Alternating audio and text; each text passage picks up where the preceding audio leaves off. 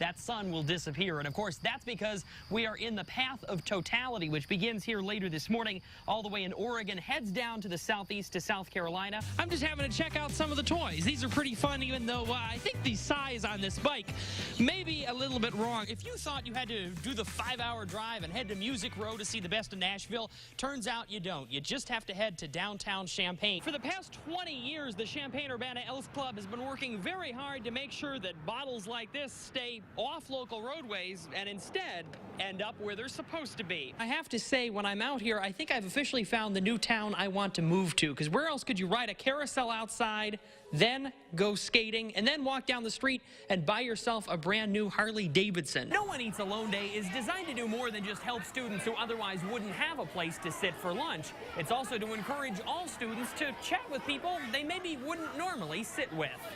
Somewhere along the open farm fields of Route 45, a group of riders is pushing further north with each push of the pedal, bringing them closer to their goal. And as they inch closer and closer to Paxton, the community is getting ready to make sure they know this is one lunch stop they won't soon forget.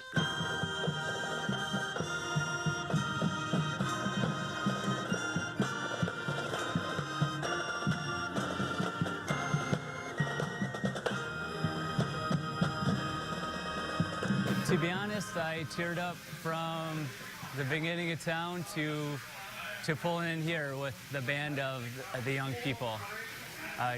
They're helping us more than they know. Justin Alford of Normal is one of 34 riders taking part in the Gold Star Mission Ride to honor the 34 members of the Illinois National Guard killed since 9/11. The good Lord put me here to honor them, and that's what I intend to do to the best of my ability.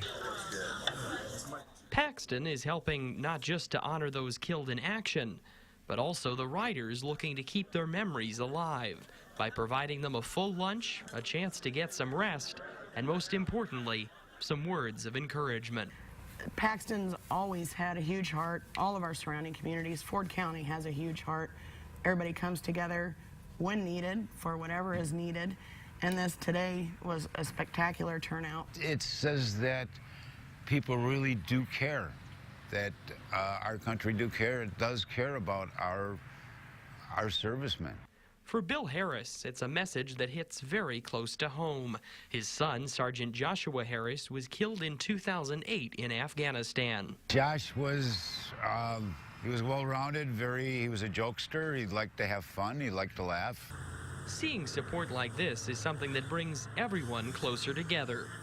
As they said when he passed, that our family would get bigger, and it has. And it's nice to come out and see people that are back out that we've seen in the past.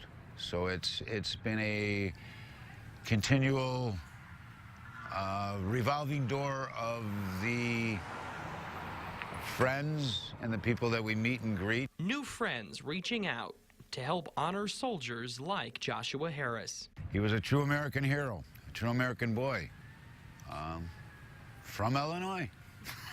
Riders honoring true American heroes 1 mile at a time and helping keep their memories alive.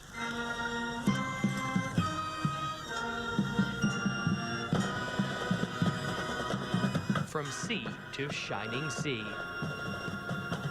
we go. Here's a triple. Yeah, baby. Now we're talking. Marty Gabriel is competitive by nature.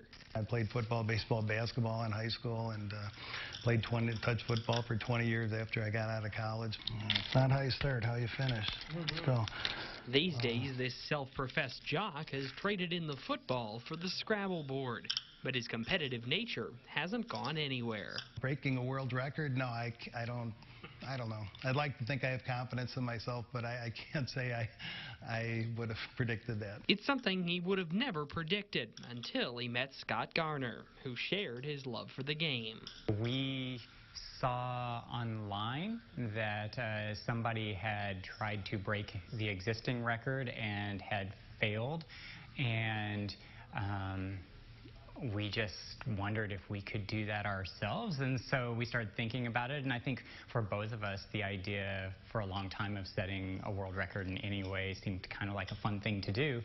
Garner travels all the way from Memphis to Marty's house in Charleston to play Scrabble, and prepping to break a world record took plenty of practice. We started making our sessions longer and longer as we practiced, and whenever we were ready for the attempt, I'm not sure that either of us knew for sure if we would be successful or not. The record was for most points scored by 2 players playing Scrabble in 24 hours. We sort of worked up to, it's like doing marathon training.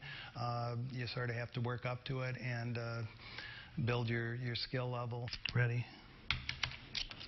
In July 2016, this Scrabble duo battled it out to get the most points, 216,439 to be exact, within the span of a day. Just recently, the record was officially certified, something that they say feels pretty good. While holding a Scrabble world record is nice, the real hope is that it will bring awareness to the game itself. And through the Charleston Scrabble Club, which Marty helps run, it's a chance to form friendships. There's a lot of interesting people who play Scrabble that I've met, and so the community itself is fascinating. And Marty and Scott say they could have never gotten where they are without the support of the club.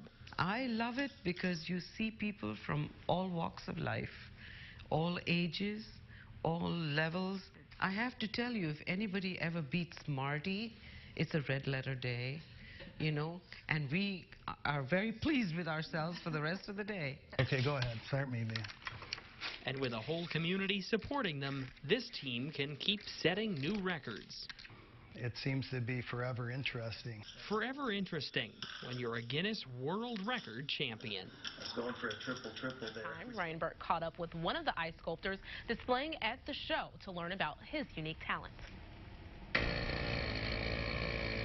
If you've traveled around central Illinois over the past few days, you've probably seen plenty of ice and snow fly. It's been the case in Argetta, too. But the ice here is flying for a very different reason. I couldn't imagine myself doing something else. Eric Kendall has carved ice all around the world, even taken home a bronze medal in the 2006 Winter Olympics. But sculpting Minnie Mouse on a freezing Illinois morning is where he truly feels at home.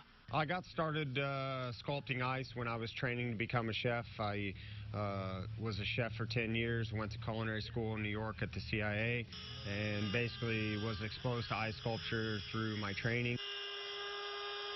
We start with just a static block of ice, and then through carving and the use of different tools and textures and things like that, we create something that can evoke a feeling or a mood.